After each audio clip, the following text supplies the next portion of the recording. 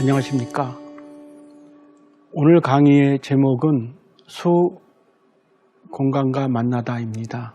이번 강의를 통해서 만남의 풍요로움에 대해서 이야기 나누도록 하겠습니다.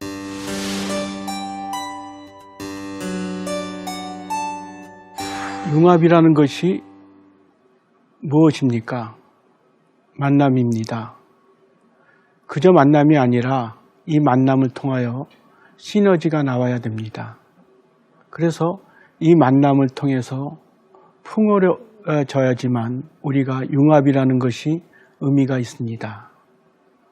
수학에도 이런 만남이 있습니다.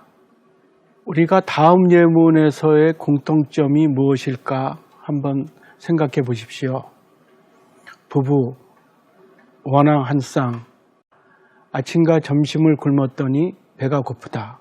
여기서 우리가 공통점인 것을 찾아가는 것을 추상이라 그러고, 여기서 이 이를 찾아가는 과정을 우리가 수라는 개념입니다. 그런데 직선이라는 것은 그냥 우리가 그 별똥별이 날아가는 흔적처럼 그저 끝없이 가는 운동의 개념입니다. 그러니까 실제적으로 이 수와 직선은 아무 관계가 없었죠. 수에는 작은 수도 있고 큰 수도 있고 0이라는 수도 있고 그냥 음수라는 수도 있고, 그래서 수에는 또 더하기 개념도 있고 또 빼기 개념도 있고 곱하기 개념도 있고 나누기 개념도 있습니다. 그 직선은 그냥 이렇게 별똥별이 움직이는 것처럼 이렇게 날아가는 그런 개념이죠. 이렇게 그런 끝없이 가는. 근데 이 두 개가 만난다는 것이 무슨 의미를 갖겠습니까? 수라는 것은, 그리고 이 직선을 대변하는 이 공간이라는 것은 수학에서 가장 중요한 구조에 속합니다. 그리고 또한 가장 중요한 개념에 속합니다. 그래서 아까처럼 플러스, 마이너스, 곱하기, 나누기 이런 것이 있는 연산을 대변하는 수와 그 다음에 기하를 대변하는 공간이 둘 다 풍요로운 구조를 가졌는데, 이 둘이 만났으면 얼마나 풍요로운 구조를 갖겠습니까? 이 둘이 만난 것이 바로 수직선이라는 개념입니다. 중학교 과정에 이렇게 수직선이 나오는데, 이 수직선을 갖다가 우리가 그냥 아무 생각 없이 그냥 이렇게 배우는 이런 경향이 있죠. 근데 이 수직선은 정말 수학에서 놀라운 그런 만남의 결과입니다. 만난 것뿐이 아니라 이걸 통해서 놀라운 시너지가 나온 정말 깊이 있는 융합의 그 예가 될 수 있는 굉장히 훌륭한 만남의 산물입니다. 이 수직선은 우리가 수학적으로도 대단히 완벽하는데, 아까 말씀드렸듯이 그 수직선은 연산을 대변하는 수가 있는 거죠. 그래서 우리가 대수적으로도 완결되어 있고 해석적으로도 완비되어 있는 그런 매우 아름다운 수학적 대상입니다. 그래서 우리가 수학학생들이 학부 과정에서 배우는 대부분의 중요한 개념이 이 수직선 안에 있다 할 정도로 수직선은 대단히 심오한 수학적 대상입니다. 수직선을 이렇게 이제 다시 한번 들여다보면 이제 직선에다가 이제 수라는 개념을 집어넣은 거죠, 이렇게. 그래서 우리가 2라는 점과 3이라는 점을 더하면 5라는 점이 되고, 또한 이 점에 이제 곱하기 구조도 있는 거죠. 2라는 점과 3이라는 점을 곱하면 6이라는 점이 되고, 다시 또 이 점에는 나누기 개념도 있는 거죠. 6이라는 점과 3이라는 점을 나누면 2라는 그런 수도 나오고. 그러니까 이 수직선을 이제 들여다볼수록 실제적으로는 이게 정말 대단히 심오한 것이구나, 이렇게 생각할 수밖에 없는 게, 이제 좀 더 깊이 들어가더라도 이 수직선이 갖고 있는 구조는 정말 여러 가지 깊은 구조를 많이 갖고 있습니다. 여기서 제가 깊이 설명드릴 수는 없지만, 그런데 제가 다음 장을 위해서 제가 한 가지 말씀을 하나 드리겠습니다. 여기서 2 곱하기 3이 6이 나왔는데 우리가 다시 이거 갖다가 6 나누기 3은 2라는 거를 이렇게 얻게 되지 않습니까? 곱하기를 이용해서 나누기를 생각할 수 있는데, 그런데 만약에 우리가 이 실수가 0이 아닌 두 수를 곱해서 0이 나오게 되면 우리가 나누기를 정할 수 없게 됩니다. 근데 실수는 우리가 알다시피 0이 아닌 두 수를 곱해서 0이 나오는 그런 결과가 없죠. 그래서 이것이 이제 우리가 그 대수와 이제 기하를 대변하는 수가 만나는 이런 대표적인 그런 현상인데, 수학자들은 조금 더 이제 이것을 좀 더 일반적으로 생각하기 시작했습니다. 수학자들이 보통 하는 일이 어떤 현상이 있으면 이걸 좀 더 일반적인 현상에서 성립하는가, 이걸 보는 거죠. 수직선이 실수와 만나서 짝을 이루어서 수직선이라는 것이 나왔으니까 그 평면도 우리가 말하는 이 평면도 이제 어떤 수라는 게 존재해서 이 맞는 짝이 있을까? 그러니까 이 평면에도 수를 입힐 수 있을까? 평면에도 수의 구조를 줄 수 있을까? 이런 생각을 당연히 하게 됩니다. 그래서 여기서 수라는 것은 사칙 연산이 가능하고 그리고 약간의 이제 수학적 구조가 있는 것으로 말합니다. 그래서 이제 평면을 생각해 보면 이제 우리가 평면에 있는 점들은 이렇게 좌표로 표현할 수 있습니다. 이것을 갖다 우리가 데카르트의 아이디어인데, 철학자 데카르트의 아이디어인데, 그래서 평면이 있으면 평면에 있는 이 점을 갖다가 X축과 Y축으로 생각한 다음에 거기에 X좌표와 Y좌표로 이렇게 나타낼 수가 있어요. 그래서 예를 들어서 A, B 이런 점, 그 다음에 또 다른 점을 C, D, 이렇게 두 점을 생각할 수가 있습니다.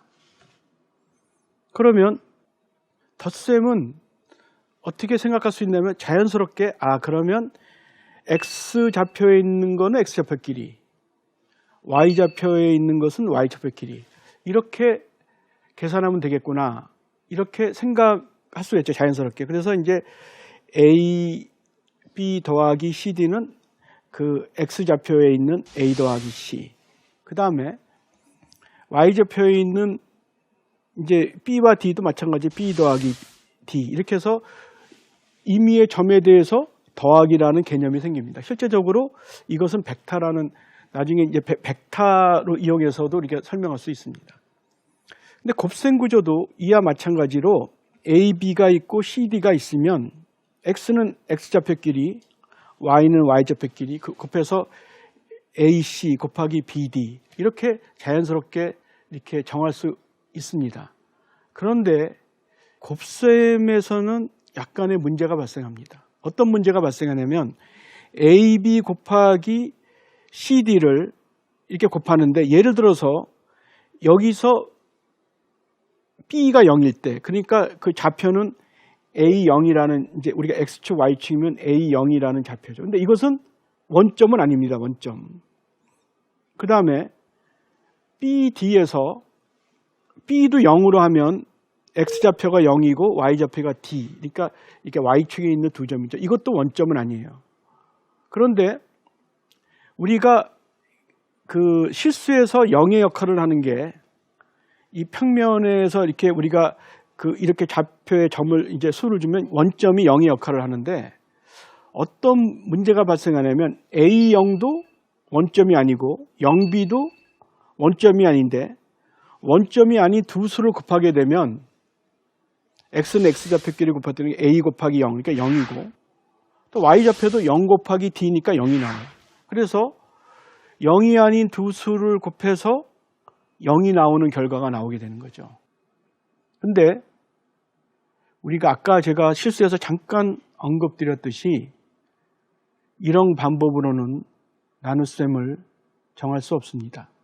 그래서 이 곱셈의 이 자연스러운 방식은 평면에 맞는 짝을 찾는 데에서는 쓸 수가 없어요. 그렇게 곱셈 구조를 줄 수가 없습니다.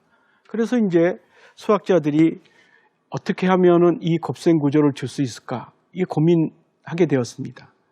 근데 어떤 이제 생각을 하게 됐냐면 A, B라는 점을 이게 덧셈을 이용해서 생각하면 그러니까 A 더하기 0 더하기 0 더하기 B를 쓸 수가 있죠. 지금 덧셈은 문제가 없거든요. 그렇게 아까 그 준 문제에서. 그러면 A, B는 A 0 더하기 0B가 되는데 또 여기서 우리가 요 A 0은 A를 갖다 앞으로 이렇게 빼서 A 1 0을 A 배한 거고 또 0B는 0 1을 B 배한 그래서 A 1 0 더하기 B 0 1로 표현할 수 있습니다. 그래서 1 0을 그냥 1로 표현하면 0 1은 다른 수니까 1로 표현할 수가 없겠죠. 그래서 이제 우리가 그냥 보통 I로 이렇게 표현합니다. I. 그래서 그렇게 표현하자마자 좌표 A, B는 A 더하기 BI라는 이런 표현으로 쓸 수가 있습니다. 그래서 우리가 요 A 플러스 BI라는 것을 갖고 우리가 곱하기를 이렇게 시켜보아서 곱셈 구조를 찾으려 보니까 여기서 I 제곱을 갖다가 마이너스 1로 만들면 I 제곱이 마이너스 1이라고 우리가 정하면 마술처럼 곱셈 구조가 나오게 됩니다. 이것을 우리는 복소수의 발견이라 합니다. 그리고 I를 우리는 허수라고 부릅니다. 영어의 imaginary number에 그걸 번역한 거겠죠. 허수니까 아마 일본에서 번역하지 않았을까 생각합니다. 그렇게 해서 찾아낸 곱셈 구조가 A 곱하기 B 곱하기 CD는 이제 AC 빼기 BD가 X의 그런 결과고 Y의 결과는 BC 더하기 AD라는 이런 결과를 얻게 됩니다. 이렇게 곱셈 구조를 주면 아까와 같이 원점이 아닌 두 수가 곱해져서 원점이 나오는 이러한 것을 피할 수 있습니다. 평면도 맞는 짝을 찾게 됐습니다. 그래서 평면에다가 복소수를 이렇게 입힌 것을 평면인데 복소수 평면이다. 이렇게 얘기를 합니다. 그러니까 다시 말하면 평면에 딱 맞는 수가 복소수인 거예요. 그러니까 다시 말하면 평면에서 나타나는 현상을 복소수로 표현하면 가장 잘 표현할 수 있다는 소리입니다.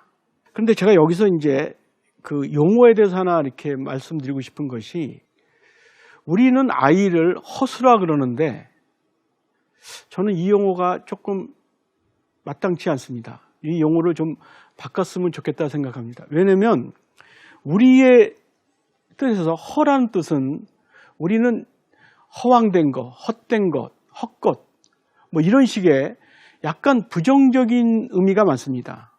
그래서 학생들도 첫인상이 허수를 배울 때 뭔가 실제적인 수가 아니라 뭔가 허황된 수가 아닌가 이런 이미지를 첫인상으로 가질 가능성이 있습니다.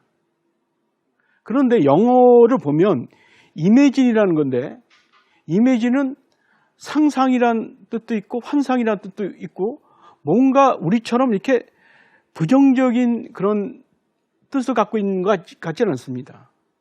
그러니까 가만히 생각하면 첫인상인데 우리는 허수를 학생들이 배울 때 약간 부정적인 이미지를 갖고 허수는 뭔가 실제 수가 아니고 허황된 수처럼 이렇게 생각하고 근데 서양 사람들은 이 허수를 이미진 뭔가 상상이고 뭔가 이렇게 긍정적으로 이렇게 생각하는데 저는 제가 옛날에 이제 그 학생들한테 공과대 학생들한테 공업수학을 가르친 적이 있는데 제가 평면에 있는 파동방 정식을 이렇게 복소수를 이용해서 이렇게 설명했는데 제가 느낀 감정은 뭐냐면 학생들이 그걸 대단히 어색하게 생각했다는 거예요. 실제적으로 허수를 이용해서 실제적인 현상을 푸는 거에 대해서 조금 이렇게 좀 약간 놀라운 듯한 그런 느낌을 받았어요. 그래서 저는 이게 허수라는 용어를 우리가 너무 부정적으로 써서 그런지 않은가 이런 생각이 들게 되었습니다. 그래서 저는 기왕에 같은 용어를 배우더라도 좀 긍정적인 용어를 통해서 우리가 이걸 배워야겠다. 그래서 우리가 뭔가 부정적인 용어들은 이게 약간 학생들이 대할 때 좀 이렇게 긍정적인 생각이 안 되는 용어는 가급적이면 긍정적인 용어로 바꿔야 된다 생각합니다. 근데 일본에서 허자는 무슨 뜻인지 제가 잘 모르겠는데 제가 언뜻 생각하기에 일본의 허자는 정말 우리처럼 이렇게 약간 부정적일까? 근데 저는 아닐 수도 있다고 생각합니다. 왜 허가 약간 철학적인 용어가 있었기 때문에 이걸 어떻게 쓰느냐에 따라서 긍정적인 그렇게 갈 수도 있거든요. 또 굉장히 심오한 의미로도. 근데 우리는 여전히 허술하는 것이 심오한 생각보다는 헛된 것이랑도 이렇게 연관되는 듯해서 저는 하여간 이런 용어도 우리가 수학을 다루면서 조금 더 생각해야 할 그런 문제가 있다 생각합니다.